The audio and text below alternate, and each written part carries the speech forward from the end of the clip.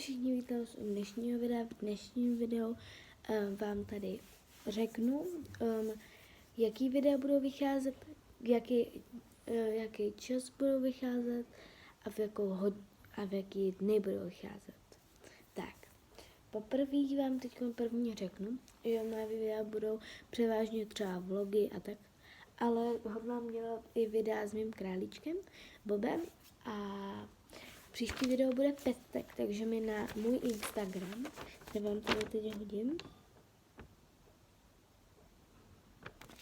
tak mi pište otázky na můj příspěvek.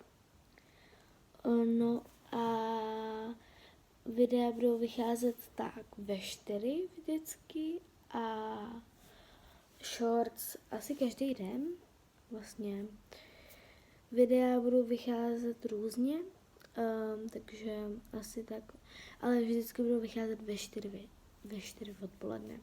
Takže tak a jak jsem vám řekl, takže jestli se vám tohle videa budou líbit, tak mi tady nezapomeňte zanechat like a odběr a rozhodně komentář nad mým videem, nad mým příspěvkem na Inge, ať se i vaše otázka ocitne v